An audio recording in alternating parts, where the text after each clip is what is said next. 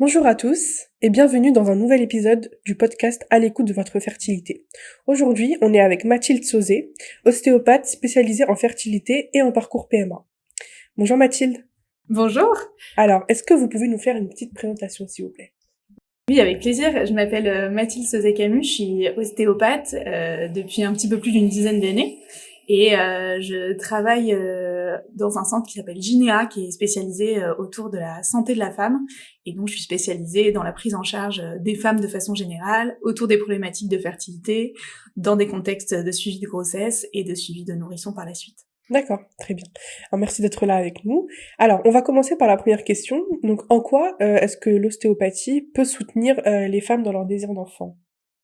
Alors l'ostéopathie, c'est vraiment un atout supplémentaire. En fait, c'est un coup de pouce en plus pour les femmes et pour les couples qui sont en désir d'accueillir un enfant, que ce soit dans un suivi médicalisé type PMA ou que ce soit même sur un désir de grossesse spontanée, parce que ça va permettre d'optimiser en fait le fonctionnement du corps, notamment de la femme. On va travailler en fait sur plusieurs zones. On va travailler sur la vascularisation. C'est important qu'il y ait un bon retour veineux, un bon apport vasculaire au niveau des organes gynéco, mais pas que. Donc aussi au niveau des organes digestifs, urinaires. C'est important que les organes soient le plus souples et le plus mobiles possible, parce que c'est ça qui va permettre en fait d'avoir un fonctionnement qui soit le meilleur possible. Que ce soit au niveau des ovaires, pour justement la croissance des ovocytes qui va être devenir l'ovule, ou bien que ce soit au niveau de l'utérus en fait pour l'accroche de l'embryon dans la seconde phase. Donc on va vraiment travailler sur plusieurs systèmes du corps, la mobilité des organes, la vascularisation, au niveau hormonal aussi, les hormones circulent par le sang, que ce soit les hormones naturelles de la patiente ou que ce soit les hormones de synthèse dans le cadre d'une PMA. D'accord. Donc on va vraiment travailler de façon très générale, très globale en fait, pour s'assurer qu'il n'y ait pas de zone de blocage, de tension articulaire, musculaire, qui pourrait gêner justement une potentielle grossesse. D'accord, très bien. Et est-ce que vous pouvez nous expliquer comment se déroule une consultation spécifique pour la fertilité? Alors, les consultations d'ostéopathie, elles durent en général, moi je prends 1 heure dans le cadre, de façon générale, mais particulièrement dans le cadre d'une consultation de fertilité, parce qu'on a besoin de temps. Ce temps-là, on en a besoin pour déjà comprendre les attentes, l'histoire de la patiente ou du couple qui se présente, connaître les antécédents. C'est des parcours qui peuvent être longs, qui peuvent être compliqués, donc c'est important déjà de pouvoir prendre le temps de discuter, de comprendre quels ont été les examens qui ont pu être faits, d'expliquer les examens, parce que parfois on n'a pas forcément toutes les informations. Et puis donc on prend vraiment le temps justement de recueillir les antécédents, d'avoir l'histoire de la patiente par rapport à son cycle, par rapport à des douleurs potentielles, par rapport à des traumatismes qu'elles ont pu avoir. Puis l'objectif ensuite, ça va être de prendre un temps d'explication. Qu'est-ce que l'ostéopathie va pouvoir apporter dans le cadre d'une consultation de fertilité, parce que c'est absolument pas inné, les patients sont pas forcément au courant qu'on peut aider justement en ostéo, les médecins non plus d'ailleurs, et donc c'est vraiment important d'expliquer aux patients ce qu'on va faire, sur quoi on va agir, quelles sont les zones du corps qu'on va aborder, et qu'est-ce qu'on va mettre en œuvre pour pouvoir justement donner ce petit coup de pouce et aider le corps à s'autoréguler et à améliorer la fertilité au maximum. D'accord. Et du coup, vous nous avez expliqué que donc l'ostéopathie peut être un vrai point positif pour la fertilité. Est-ce que vous pouvez justement nous expliquer pourquoi et comment? Bah alors justement, c'est vraiment, je trouve, ce que je disais tout à l'heure, c'est vraiment un outil qui est complémentaire par rapport déjà à un suivi médical. De base, en général, on a tendance à dire qu'on se laisse à peu près 1 an d'essai naturel dans un couple quand il n'y a pas de problématique avérée ou connue, parce que c'est le temps normal en fait d'une grossesse de se laisser cette année-là. Donc déjà, c'est très long, 1 an en effet. L'objectif ensuite, après ça peut varier en fonction des problématiques de chacun, en fonction de l'âge, ça peut être un petit peu raccourci, en fonction s'il y a des problématiques connues, ça peut être un petit peu raccourci. Donc en fait, moi je peux rencontrer les patientes soit dans cette année en fait d'essai bébé naturellement, où elles peuvent venir en fait au cabinet à ce moment-là. D'accord. Ou bien ça peut être effectivement dans le cadre d'un suivi beaucoup plus médicalisé, dans le cadre d'une PMA, où il y a déjà un suivi médecin ou sage-femme ou gynécologue, et ça, vraiment, c'est la première étape. Si on voit qu'au bout de ces 1 an-là, si le couple le désire, de pouvoir en discuter justement avec un professionnel de santé. D'accord. En ostéopathie, nous, ce qu'on va faire, ça va être le fait d'aborder le côté physique, donc d'essayer justement d'avoir un axe de détente, de relâchement, d'optimiser donc le fonctionnement des ovaires, d'optimiser le fonctionnement de l'utérus pour qu'il soit le plus détendu, le plus souple possible, pour qu'il soit plus propice en fait à accueillir un embryon, que les organes aux alentours ne fassent pas barrière justement, qu'il n'y ait pas de problématiques digestives, par exemple une constipation chronique qui pourrait engendrer des tensions au niveau urinaire ou au niveau gynéco, qu'il n'y ait pas de problématique d'infection urinaire, qu'il n'y ait pas de tension, de blocage au niveau du cadre osseux du bassin. Tout ça, ça peut justement interagir et mettre des petits bâtons dans les roues à une fertilité optimale. Ouais, c'est vrai, c'est normal. Vous avez parlé de moments de détente. Ouais. Est-ce que vous pouvez nous dire comment est-ce que l'ostéopathie, justement, elle aide à gérer le stress et l'anxiété qui peuvent être parfois ressentis dans un parcours fertilité dans lequel on a des difficultés? Ouais, tout à fait. Je pense que ça, c'est quelque chose qui concerne tous les couples. Ouais, c'est le fait qu'effectivement, c'est vraiment les montagnes russes, les parcours de fertilité. Comme on disait tout à l'heure, ça peut être en effet très long. Quand on pense que effectivement le temps de base c'est 1 an, déjà ça paraît très long quand on est dans l'attente chaque mois. C'est ça. Donc c'est vraiment c'est le parcours du combattant, que ce soit pour la femme physiquement, que ce soit pour le couple psychologiquement, sûr, que ce soit pour l'entourage. Donc c'est vrai qu'on a besoin de moments pour soi, des moments de détente, de moments de discussion si on le souhaite aussi. C'est pour ça que c'est important, je trouve, d'avoir un temps de consultation qui soit suffisamment long pour avoir ce temps de détente-là. Et donc l'objectif, ça va être vraiment de venir essayer de détendre de façon générale la patiente. Donc j'ai parlé tout à l'heure de choses très spécifiques à la fertilité. Pour autant, les zones de tension, elles peuvent se positionner complètement ailleurs au niveau du corps. Je parle notamment par exemple de la mâchoire. La mâchoire, c'est des zones justement où il peut y avoir des grosses tensions qui viennent se verrouiller quand on serre les dents par exemple. Oui, je parle des cervicales, au niveau des trapèzes, tout ça c'est des zones qui peuvent être très sujettes à tension. Quand il y a du stress, on a tendance à se mettre un peu la tête dans les épaules. Je vois. Au niveau crânien, on peut aussi venir vraiment descendre au niveau de la tête, travailler les muscles le long de la colonne. Donc en fonction de chacun, il peut y avoir plus ou moins en fait des zones qui sont sensibles au stress et qui vont ressortir en fait dans ces moments-là. Mais au-delà du côté vraiment prise en charge de la fertilité et de la mobilité, on va vraiment essayer de faire un check-up et un bilan général pour que ce soit un moment de détente et de relâchement au maximum pour la patiente. D'accord. Et vous, en fait, les moments de détente et de relâchement, est-ce que ça passe par des massages ou ça passe plus par des moments de parole? Alors, le moment de parole, il est présent, donc comme je disais, en début de consultation pour échanger sur l'histoire du patient et du couple, évidemment. C'est vraiment une histoire de couple si c'est le projet. D'accord. Après, pour le coup, ça va être vraiment patient dépendant. C'est-à-dire qu'il y a des patients qui ont besoin de parler, qui ont besoin de discuter. Et moi, je suis dispo et je suis présente. Après, je suis pas psychologue non plus. C'est ça. Donc, c'est vraiment aux besoins du patient. Et pour le coup, il y a des patients, au contraire, qui ont besoin d'être dans leur bulle, qui ont besoin de se relâcher et qui n'ont pas besoin de parler. Et moi, mon objectif et mon rôle, c'est d'être à l'écoute du patient et de pouvoir justement adapter en fonction de lui. Après, la détente, ça va passer effectivement par des techniques, alors ça dépend des ostéopathes. Moi, je travaille beaucoup justement avec des techniques de détente et de massage musculaire aussi, d'étirement, de mouvements rythmiques, de mobilisation, de points de pression pour justement essayer de détendre ces zones-là. D'accord, ok. Et justement, vous nous avez parlé de techniques. Est-ce qu'il y a des techniques ostéopathiques qui sont appliquées selon la phase en fait dans le cycle menstruel? Alors, les techniques vont être plus ou moins adaptées, en effet.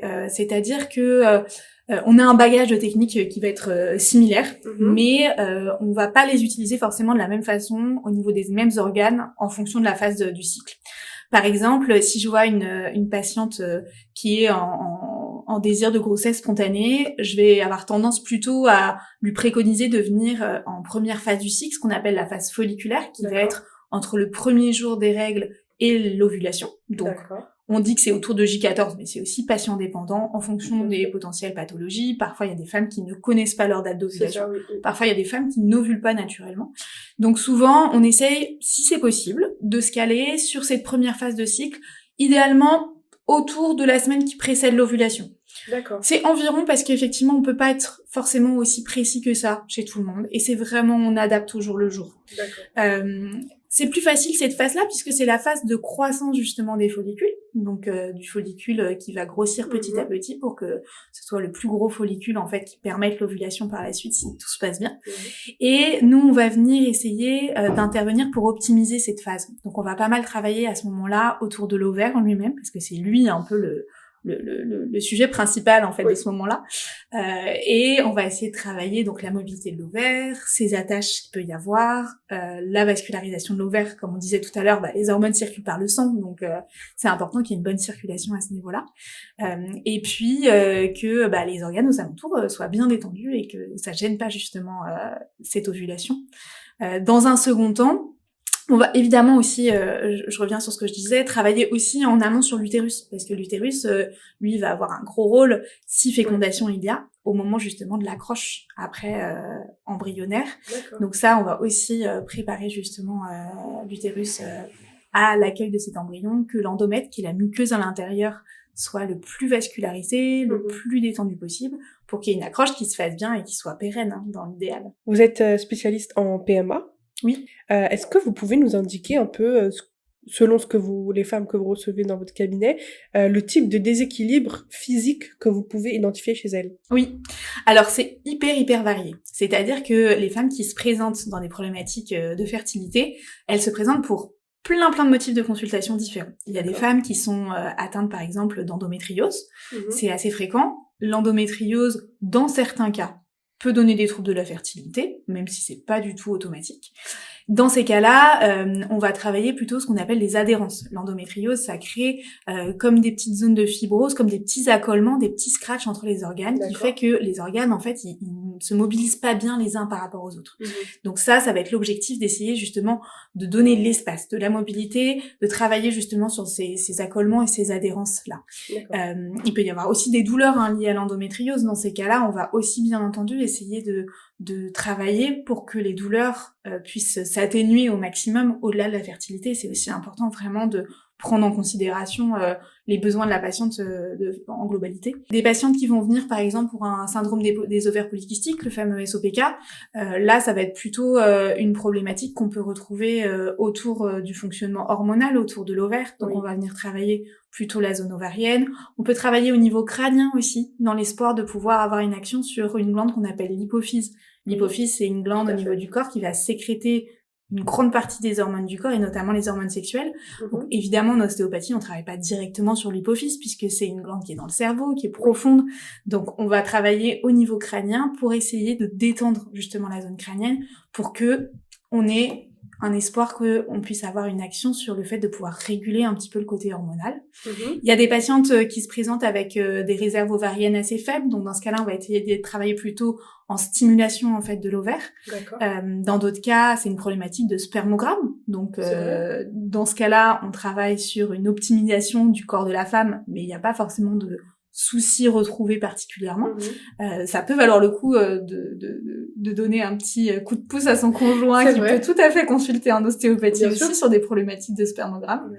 Et parfois il y a des causes qui sont totalement inexpliquées. Donc c'est pas pour ça que il y a rien. C'est-à-dire que parfois c'est juste que la médecine n'a pas encore trouvé ce qui posait problème, ou bien c'est parce que il y a des tensions autres qui ne sont pas du ressort de la médecine.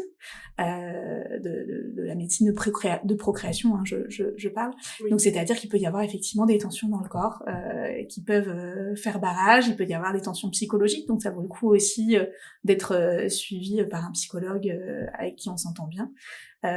Et on peut avoir des tensions complètement autres dont on parlait tout à l'heure, liées aux tensions, liées au stress, donc des tensions au niveau du bassin, au niveau de la colonne, au niveau des cervicales. Donc ça, c'est pour ça que c'est important de faire un bilan vraiment général.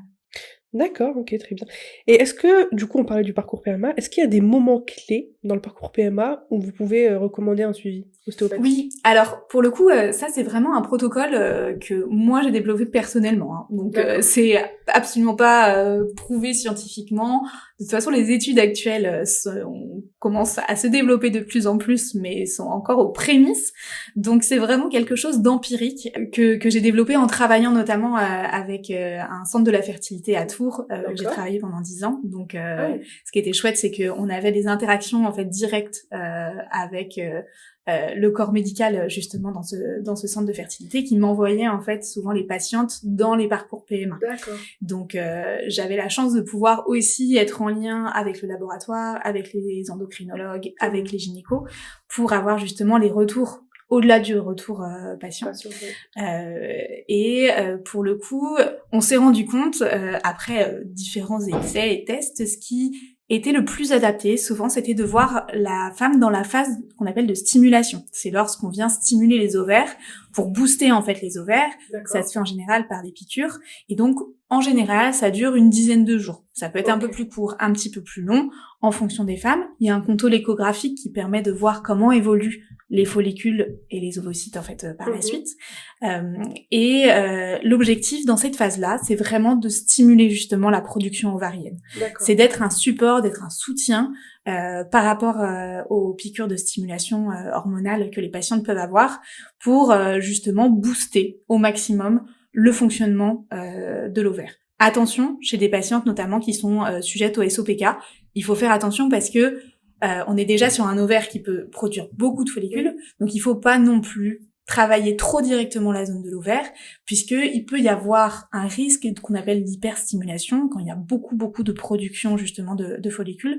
Donc il faut vraiment s'adapter en fonction de la personne. Il faut connaître un petit peu la physiologie de chaque pathologie. Et puis donc moi j'aime bien voir les patientes donc dans la semaine qui précède la ponction.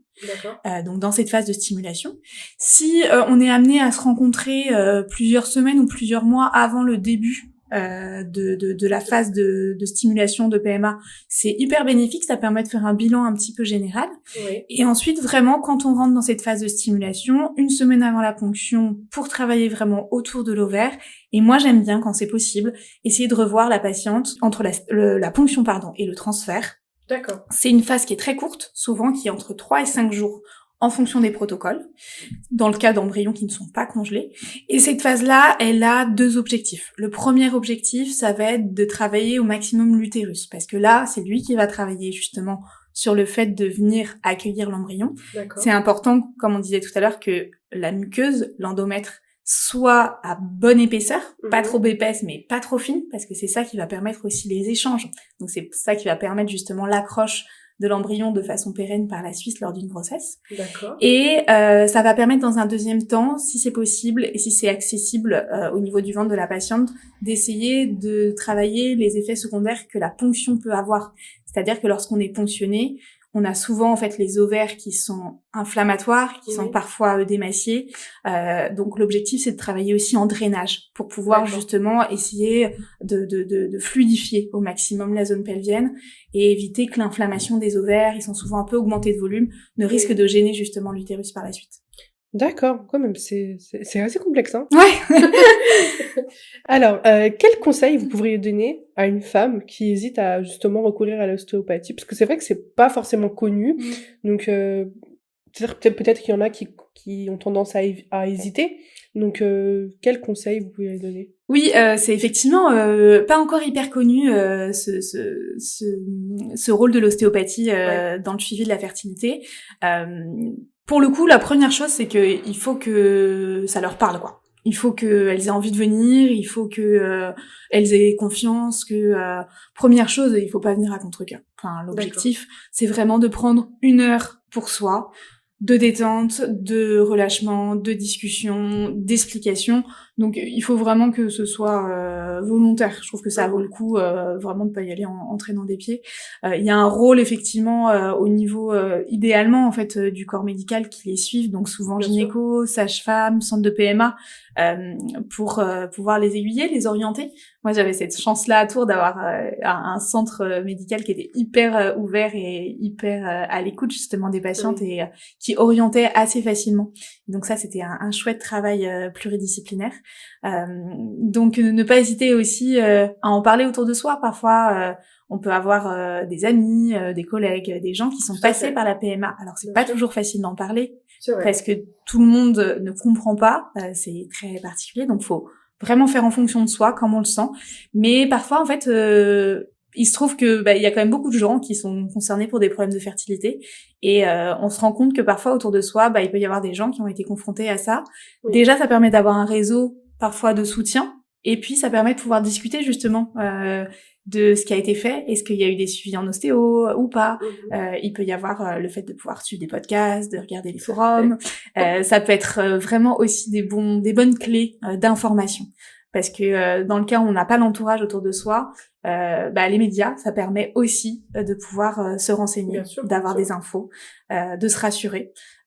Parce que ça permet aussi on a la chance maintenant d'avoir ces informations-là qui sortent de plus en plus, quoi. C'est vrai franchement, c'est pas du tout négligeable. Alors, dernière question. Oui. Est-ce que vous pouvez nous donner un exemple d'exercice d'ostéopathie ou même de sport ou d'activité à faire à la maison justement pour libérer un peu la tension? Alors moi, ce que je conseille à mes patientes, si c'est possible, bien évidemment, c'est déjà d'essayer de rester active. D'accord. Donc l'activité, c'est très varié quand on dit activité. Il n'y a pas besoin de faire un marathon ou voilà, pas besoin d'aller à la salle 8 fois par semaine. Non. L'objectif, c'est, si c'est possible, de pas être trop sédentaire. Donc, de pouvoir bouger un peu, par exemple, de pouvoir marcher un peu. Il faut que ce soit évidemment conciliable avec des potentielles douleurs, parce qu'on est parfois face à des femmes qui sont douloureuses. Donc, il faut vraiment que ce soit en fonction de soi. Mais plus on peut être mobile, même si c'est un petit peu plus par jour, plus ça permet effectivement de garder le corps en mouvement.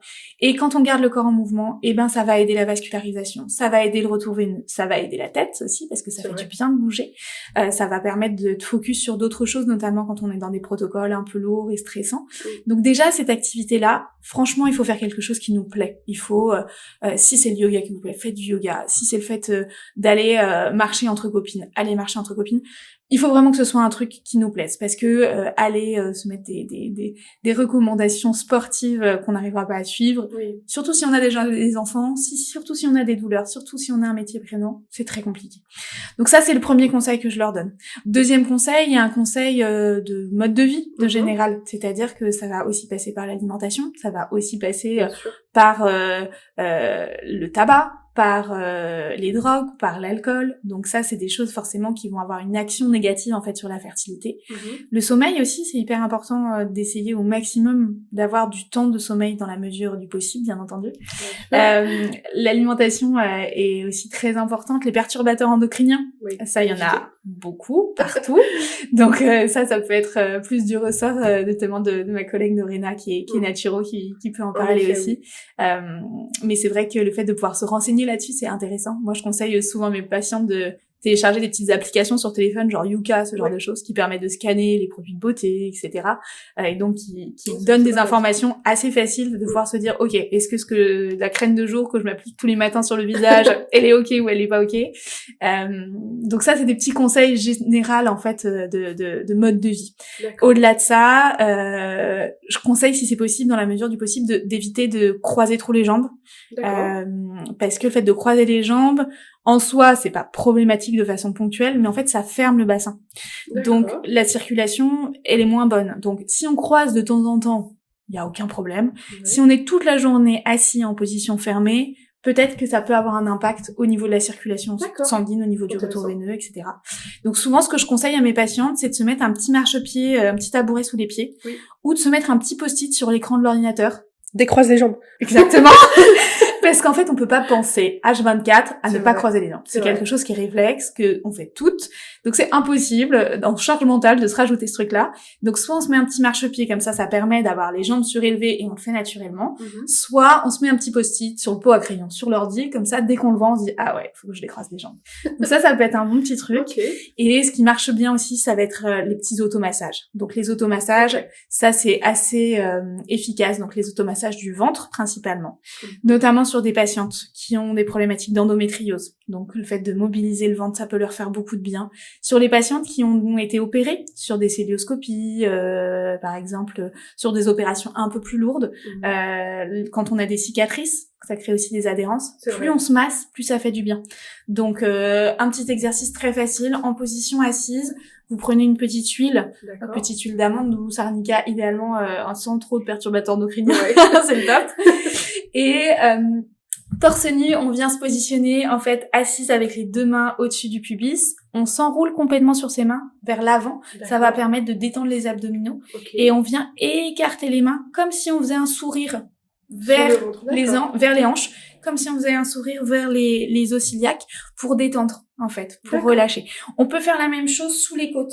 On se positionne entre les côtes, le petit point au centre, là, le petit plexus solaire, et on vient longer en dessous des côtes pour venir automasser, pour donner de la mobilité. D'accord. On pense bien aussi à respirer avec le ventre, parce que la respiration abdominale, ça va faire travailler le diaphragme, qui est le muscle de la respiration, qui monte et qui descend, et qui lui masse toute la zone digestive, urinaire et pelvienne. Et donc ça peut être hyper bénéfique aussi. Parfait, c'était très intéressant. Moi, je connaissais pas du tout cette technique. Je savais même pas qu'on pouvait comme ça masser le ventre, ne pas croiser les jambes et tout. Non, c'est vraiment intéressant. En tout cas, c'était un plaisir de vous avoir dans notre épisode aujourd'hui. Plaisir partagé. C'était très intéressant, très riche en informations. Et puis j'espère que ça aura aidé plusieurs de nos femmes en quête de solutions naturelles. Super, merci en tout cas. Merci beaucoup Mathilde. Bonne journée.